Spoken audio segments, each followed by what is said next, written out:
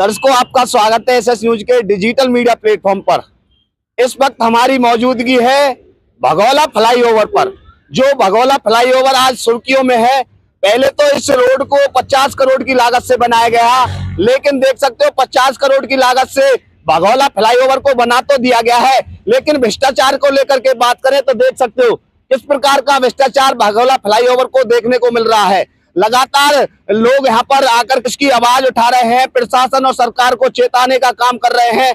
भगौला flyover की तस्वीरें हैं, लेकिन अब जो ये फ्लाईओवर है ये ठेकेदार की भेंट चढ़ने जा रहा है, क्योंकि आप देख सकते हो जो कर्मचारी यहाँ काम करने के लिए आए हैं वो काफी दिनों से यहाँ धरने पर बैठे हुए हैं। मशीन भी यहाँ पर लगातार आ चुकी है, वो भी काम करने के लिए आ चुकी है। लगातार जो कर्मचारी हैं वो धरने पर बैठे हुए हैं। उनका कहना है कि ठेकेदार है वो पैसा देने से इनकार कर रहा है। जब तक वो ठेकेदार पैसा नहीं देगा, जब तक हम ऐसे भगौला फ्लाईओवर का काम शुरू नहीं होने दिया जाएगा। आप देख सकते हो लगातार लोगों से बातचीत करते हैं और उनसे जानते हैं कि उनका क्या कहना इस फ्लाईओवर को लेकर के। 50 करोड़ की लागत से बनने वाला फ्लाईओवर आज भ्रष्टाचार की भेंट चढ़ चुका है। इस समय हमारी टीम की मौजूदगी है पलवल भगौला फ्लाईओवर पर। जानते हैं तमाम लोग मौजूद हैं कि उनका क्या कहना। जी नमस्ते जी, क्या नाम है? सर प्रवेश कुमार चौहान मेरा नाम है जी। और सर तकरीबन 2 साल से मैं इस फ्लाईओवर पर काम करता था जी। और मैंने ऐसे टाइम पे काम किया था जब इनको कहीं से कोई टीम नहीं मिल रही थी और जनौली कट पे जो वीयूपी है उसके लिए इनको कहीं से कोई टीम नहीं मिली। और जो यहाँ पे उस टाइम करंट में जो पीडी थे एनएचआई से, वो वीके जोशी साहब थे, उन्होंने इनको अल्टीमेटम दिया कि अगर कल तक आपने टीम नहीं लगाई डेक्स लैब के लिए तो मैं आपके ऊपर पेनल्टी लगाऊंगा। जब इनको ये लगा कि 1-1.5 करोड़ की पेनल्टी लग जाएगी तो इन्होंने मेरे को नाइट में कॉल किया कि कैसे भी हो, कुछ भी हो, और आप हमें टीम दीजिए काम करने के लिए। उससे 10 दिन पहले मैं यहाँ पे आया हुआ था तो मैंने अपने रेट दिए इनको, तो इन्होंने बोला आपके रेट बहुत ज़्यादा हैं।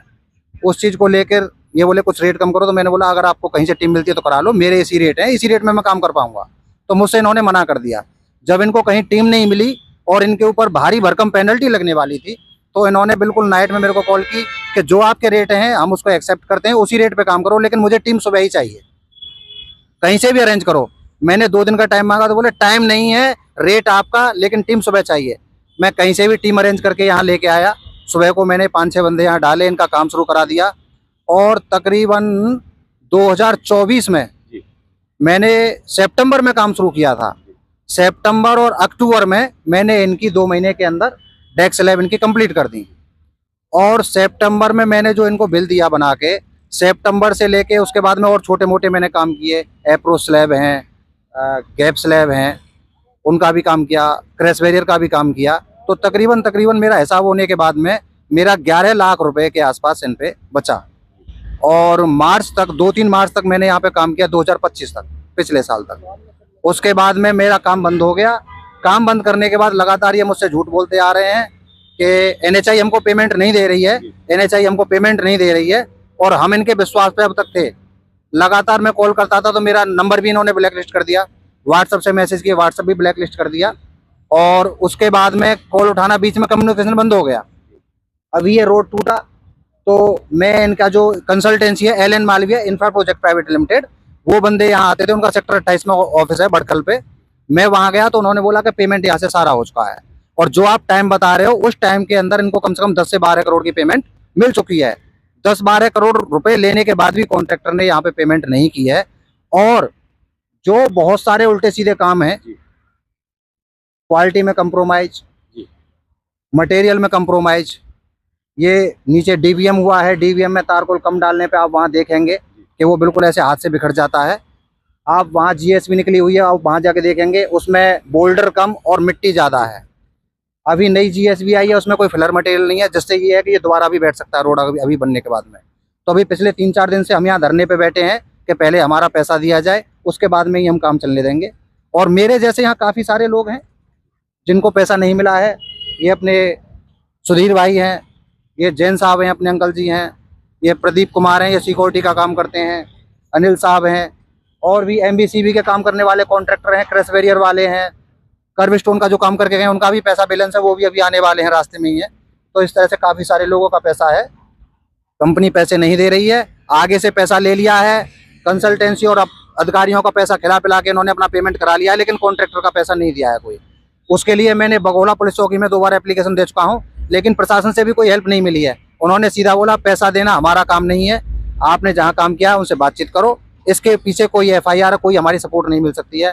2 बार में 23 अगस्त और 20 दिसंबर एज पर रिकॉर्ड बता रहा हूँ, 23 अगस्त 20 दिसंबर को मैंने PCR पे 112 पे कॉल करके मैं यहाँ साइड पे PCR भी बुला चुका हूँ। और उन्होंने भी जब बात की तो मेरे को आश्वासन दिया गया कि आपको पैसा मिलेगा। 15 सितंबर की डेट मेरे को दी गई कि 15 सितंबर फाइनल है। 15 सितंबर को निकले हुए आप अक्टूबर, नवंबर, दिसंबर, जनवरी, फरवरी, 15 फरवरी भी निकल गई है। 5-6 महीने उस टाइम को भी निकले हुए हो गए, लेकिन अब बिल्कुल डू एंड डाई वाली कंडीशन मेरे साथ में है।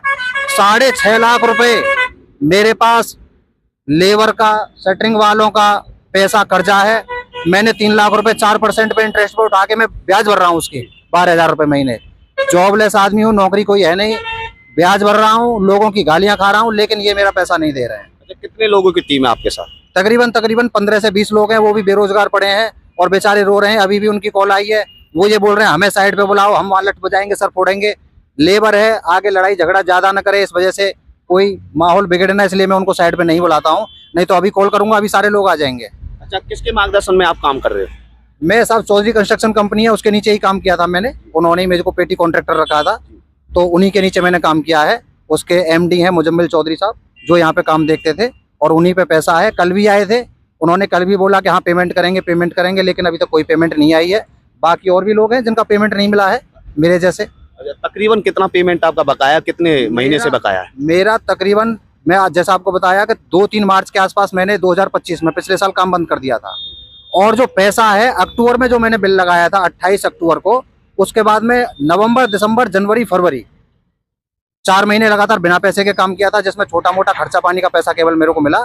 तो तकरीबन 1.25 साल से मेरा पेमेंट अटका हुआ है और 11,03,187 रुपये मेरा पेमेंट बैलेंस है, जिसकी सारी डिटेल मैं मुजम्मिल चौधरी को पहले भी दे रखी है। उन्होंने कल मांगी, मैंने कल भी सारी डिटेल दी है उनको कि आपका हिसाब देखते हैं, ये देखते हैं, वो देखते हैं। अब 1.5 साल बाद, जबकि काम किए हुए तकरीबन 1.5 साल से ज्यादा हो गया है, आज वो मुझसे ये बोल रहे हैं आपका रेट बहुत ज्यादा है। मैंने उनसे बोला कि अगर आपको रेट में दिक्कत थी तो आप मेरे से 1.5 साल पहले बोलते, आपने काम क्यों कराया? जब आपके ऊपर 1 करोड़ की पेनल्टी लगने वाली थी तो आप मेरे रेट थे उस पर आप काम कराने के लिए एग्री थे, और अब जब पैसे देने का नंबर आ रहा है तो आप बोल रहे हो रेट ज्यादा है। ये चीजें काम कर स्टार्ट होने से पहले तय होती हैं। जब मेरी आपसे चीज तय हो गई तो उसमें कोई नो इफ नो बट होनी चाहिए। क्या कहोगे सरकार प्रशासन से इस मामले को लेकर के? साहब सरकार प्रशासन से क्या कहें, कोई सुनने वाला तो है नहीं। आपको जैसे मैंने बताया, मैंने PCR भी बुलाई है, 2 बार मैं बगोला चौकी भी जा चुका हूँ, कोई सुनवाई नहीं हो रही है। प्रशासन कुछ नहीं सुनता है। अब बस एक NHI से ही सहारा है कि NHI प्रेशर बना के हमको पैसे दिलवाए।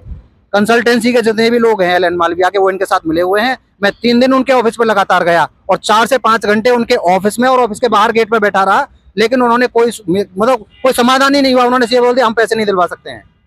उनका कोई ऐसा नहीं था पॉजिटिव रिजल्ट जिससे मेरे को तसल्ली मिले कि भाई ये मेरे को पैसे दिलवाने के हक में है। उन्हें अपने कमीशन से मतलब है, अपना पैसा लेते हैं, कंपनी का बिल बना के देते हैं, कंपनी को पेमेंट कराते हैं, NHI से पेमेंट हो जाती है। आगे क्या कार्रवाई करोगे आप?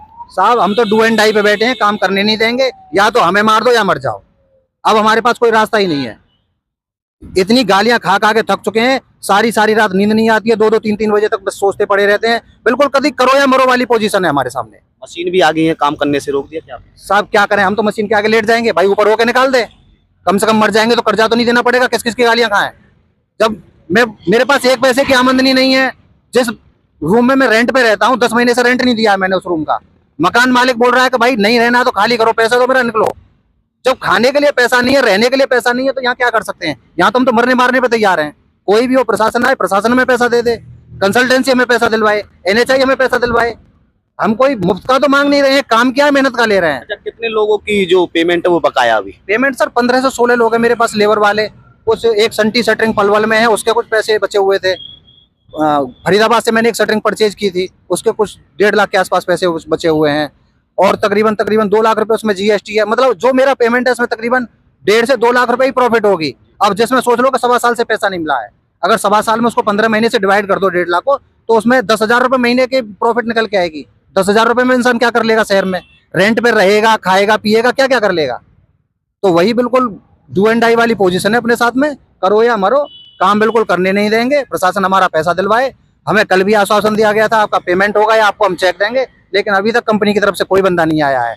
सारे बंदे पैसे के लिए खड़े हैं।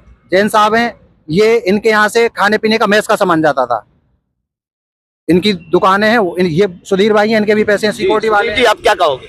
सर मेरा खाना बनाने का 25 से 30 लोगों का एक टाइम पे खाना बनाते थे सर। आप खाना बनाते हो उनके लिए? जी सर, हाँ। और सर दोनों टाइम खाना बनाते थे। और सर 5 महीने से हमें सैलरी नहीं मिल रही, बिल्कुल भी 5 महीने से बिल्कुल रोक रखी है सर। कौन नहीं दे रहा आपकी सैलरी? यही सर चौधरी कंस्ट्रक्शन वाला जो मुजम्मिल चौधरी है सर। कौन सी कंपनी से? ये चौधरी कंस्ट्रक्शन का है कहाँ पर है आपकी? सर मुझे नहीं पता सर, हमसे तो हमारे सामने ही रूम में रहते थे। ये कंस्ट्रक्शन कहाँ है चौधरी? ये सर इसका जो जीएसटी नंबर रजिस्टर्ड है वो सोनीपत का है, जंटी कला कोई गांव करके है। तो जो हम बिल देते हैं तो वो जंटी कला सोनीपत के नाम पे देते हैं, लेकिन इनका जो ऑफिस है प्रियदर्शनी विहार नियर लक्ष्मी नगर दिल्ली में है। तो ऑफिस पे मैं भी कभी नहीं गया हूँ, क्योंकि मैंने यहीं जो इनका आरओ ऑफिस था, साइड ऑफिस, यहीं आके बातचीत हुई, यहीं सारा काम किया है। तो ऑफिस का मैंने भी नहीं देखा है। हालांकि कल मेरे को उन्होंने लोकेशन भेजी थी कि ऑफिस पे आके बात कर लो, लेकिन मैंने उनसे यही बोला नहीं सर, जब मैंने काम किया मैंने आपके साइड ऑफिस पे आके बात की, तो मेरा ऑफिस आने का कोई मोटिव नहीं बनता है सर। कोई बहुत बड़ा हिसाब नहीं है कि 2-4 करोड़ का हिसाब हो तो आप उसको छांटोगे। मैंने ही अपने हाथ से रिटर्न में कभी जिस डेट वाइज जो पेमेंट आई है वो भेजी है, और जिस डेट वाइज मैंने अपने बिल दिए हैं वो भेज दिए हैं। 10-11 लाख रुपए है, 10-11 लाख रुपए का क्या हिसाब लगाना है? मैंने आपको मान के चलो मेरा 28-30 लाख रुपए का काम है, और मेरे को आपने 20 लाख रुपए पेमेंट कर दी, 10 लाख रुपए निकलता है, वो सबको क्लियर है। भाई बिल का पैसा जोड़ लो, जो आपने पेमेंट दिया वो जोड़ लो, अब उसमें हिसाब क्या करना है? अब ये कुछ महीने पहले ये चालू हुआ था फ्लाईओवर, और अभी कुछ महीने पहले फ्लाईओवर चालू हुआ था। और कहीं ना कहीं मटेरियल को लेकर के बात करें, इतनी घटिया सामग्री कैसे लगा दी इस रोड के अंदर, क्या कहोगे? क्वालिटी में तो सर कंप्रोमाइज हुआ है कहीं ना कहीं। कंसल्टेंसी जो NHI ने डिप्लॉय की है, जिसको क्वालिटी देखनी है, उन्होंने जो भी रीजन रहा हो, क्या लालच उनको रहा है, किस उसने कोई बेच रहा होगा पास करने का, कि जो इतनी लो क्वालिटी का मटेरियल है, या क्रस्ट पूरी नहीं है, या DBM में बिटुमन की जो परसेंटेज है, मात्रा है, वो कम है। ये जो भी रहे हो वो उनको पता होगा। कौन है इस घोटाले में शामिल? साहब ज्यादा नाम से तो मैं परिचित नहीं हूँ। जो कंसल्टेंसी है उसके एक TL साहब हैं, RE साहब हैं, वो TL साहब मेन लीडर, टीम लीडर होते हैं, वो मेन है। उसके अलावा और भी उनके दीपक हैं जो शायद स्टाफ यहाँ पे रहते थे, और भी खेम सिंह वगैरह काफी सारे स्टाफ है। कंसल्टेंसी से मैं ज्यादा परिचित नहीं हूँ, बाई फेस जानता हूँ, बाई नेम नहीं जानता हूँ। कंसल्टेंसी का कहीं ना कहीं इसमें रोल रहा है कि जो क्वालिटी के साथ कंप्रोमाइज किया। और ये भी दीपावली के आसपास ही ये इस पे ट्रैफिक हुआ है। मेन कैरेज में तभी स्टार्ट हुआ है COD। अभी COD हो गया या नहीं ये तो कंफर्म नहीं है, लेकिन ट्रैफिक इस पे मूवमेंट करने लगा है। तो तकरीबन अभी 3-4 महीने ही हुए हैं, 3-4 महीने के अंदर ये रोड बैठ गया है। जनता के दिए हुए टैक्स का पैसा दुरुपयोग किया जा रहा है। ये सर आम जनता का पैसा है। आम जनता के पैसे को सरकार या सरकार में कार्यरत कर्मचारी निजी स्वार्थ या अपनी पॉकेट भरने के लिए थोड़े से पैसे के लालच में, ऐसा नहीं है कि मान लो ये 20 करोड़ का प्रोजेक्ट है तो 10 करोड़ कॉन्ट्रैक्टर ने दिया होगा, ऐसा कुछ नहीं है। चंद पैसों के लिए आम जनता के पैसे से आम जनता से खिलवाड़ है। यहाँ पता नहीं कितने लोगों का एक्सीडेंट हुआ, कितने लोग मारे जा चुके हैं अब तक, उसका किसी को कोई ख्याल नहीं है। सीधा पोस्टमार्टम हुआ, घर पे डेड बॉडी पहुंच गई, वो अपने तसल्ली करके बैठे हैं। लेकिन जनता और हायर लेवल के जो लोग हैं उन पे इस चीज का कोई फर्क नहीं पड़ता है। उनको केवल अपनी जेब भरी हुई चाहिए, उसके लिए कुछ भी हो, उन्हें अपने करप्शन से मतलब है। आम जनता मरो, ट्रैफिक में मरो। आप देख रहे हैं सामने ये ट्रैफिक लगा हुआ है दुनिया भर का। दर्शकों आप देख सकते हो, भगोला फ्लाईओवर भ्रष्टाचार की भेंट चढ़ चुका है।